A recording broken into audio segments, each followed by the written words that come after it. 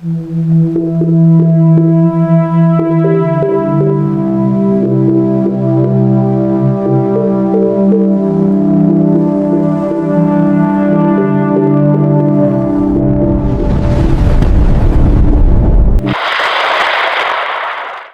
na ang lagay ng ating panahon. Sa ating latest satellite images, makikita po natin na una yung bagyong ating minonitor nitong mga nakarang araw. Hindi ito pumasok ng Philippine Area of Responsibility at hindi rin ito nakaapekto sa ating bansa.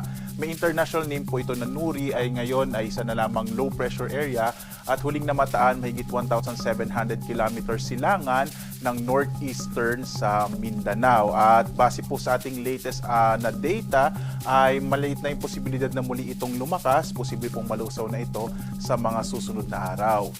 Samantala, patuloy pa rin yung pag-iral ng northeast monsoon. Ay mapapansin nyo po, ito ay may mga kaulapan na maninipis.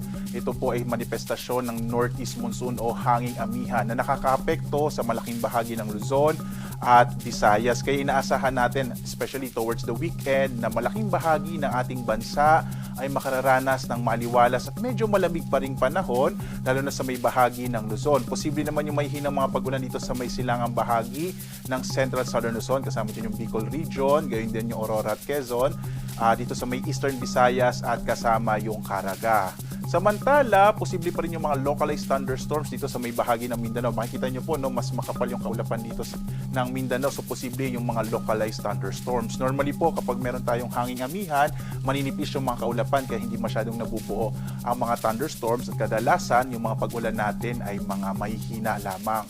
Posible po na ito na yung huling bugso ng hanging amihan at pagdating ng sa paparating na linggo, sa bandang midweek po this coming week ay posibleng mas maging mainit na yung panahon. At maliban nga dito sa low pressure area, wala na tayong minomonitor na anumang sama ng panahon sa loob at labas ng Philippine Area of Responsibility. Samantala, dito sa Luzon, inaasahan pa rin natin malaki yung posibilidad ng mga mahihinang pag-ulan lalo na sa may Aurora, Quezon, gayon din sa Bicol Region, dulot nga ng hanging amihan, habang mga isolated o pulong-pulong mahihinang pag-ulan ang mararanasan sa nalabing bahagi ng Luzon. Kasama na riyan ang Metro Manila at magpapatuloy ito ngayong weekend. Yung agwat nga ng temperatura natin sa Lawag, nasa 21 to 30 degrees Celsius, sa Tuguegarao nasa 20 to 30 degrees Celsius, sa Baguio 13 to 22 degrees Celsius, sa Metro Manila 21 to 30 degrees Celsius, Tagaytay 21 to 28 degrees Celsius, habang sa Legazpi 23 to 31 degrees Celsius. Sa bahagi naman ng Palawan, Visayas at Mindanao, inaasahan din natin ang maliwalas sa panahon sa bahagi ng Palawan. Posible yung mga isolated light rains na dulot ng amihan. Agwat ang temperatura sa Calayan Islands 25 to 30 degrees Celsius, sa Puerto Princesa 23 to 31 degrees Celsius. Mas malaki naman yung posibilidad na may hinang pag-ulan sa may bahagi ng Eastern Visayas, epekto ng amihan, habang ang nalalabing bahagi ng Kabisayaan ay makararanas naman ng mga isolated o pulupulong mga mahihinang pag-ulan na dala rin ng amihan. Yung agwat ng temperatura sa Iloilo nasa 24 to 30 degrees Celsius, sa Cebu naman 24 to 30 degrees Celsius, habang sa Tacloban 23 to 31 degrees Celsius.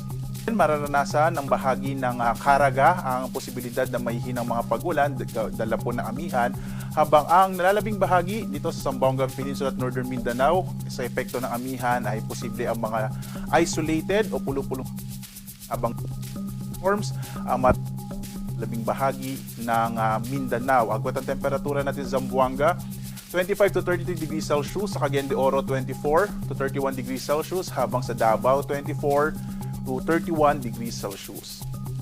Sa lagay ng ating karagatan, meron po tayong nakataas pa rin na gale warning. Malaking bahagi ng Northern Luzon, kasama yung eastern section ng Central at Southern Luzon, kasama rin itong bahagi ng Northern Eastern Samar, ay inaasahan natin magiging maalon yung karagatan. Kaya po iwasan munang pumalaot, lalong-lalo na yung mga maliit na sakyang pandagat, maliliit na mga bangka sa mga baybayin po nitong ating Northern Luzon, kasama yung eastern section ng Central at Southern Luzon at sa bahagi din ng Kabisayaan. Epekto po ito ng bugso ng hanging amihan.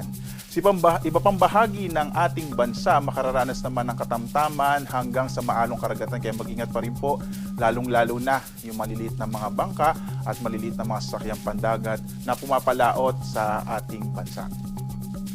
Narito naman ating inaasang magiging lagay ng panahon sa mga susunod na araw. Dito po sa Luzon, magpapatuloy nga yung hanging amihan hanggang araw ng Martes. Posible pa rin makaranas ng mga isolated light rains sa malaking bahagi ng Luzon. I-enjoy na po natin itong malamig na temperatura, lalo at inaasahan nga natin sa paparating na linggo ay mababawasan na yung epekto ng amihan at makakaranas na po tayo ng mas mainit na panahon. Sa Metro Manila, agwat ang temperatura in the coming days, 21 to 31 degrees Celsius. Sa Baguio, nasa 13 to 23 degrees Celsius, habang sa Legazpi ay mula 24 to 32 degrees Celsius. Sa Kabisayaan naman, inaasa natin pagdating ng araw ng Martes ay mababawasan na or ang makakaapekto na po ay ang mga localized thunderstorms. Sa Metro Cebu, agwat ang temperatura ay 24 to 31 degrees Celsius. Sa Iloilo, 23 to 31 degrees Celsius, habang sa Tacloban, nasa 23 to 32 degrees Celsius.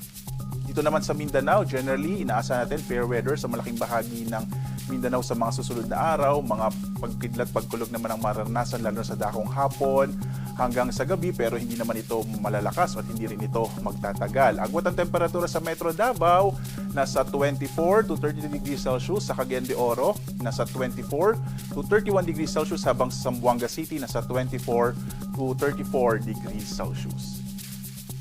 Samantala, ang ating araw ay lulubog mamayang 6:06 ng gabi at sisikat ito ganap na 6:05 na umaga.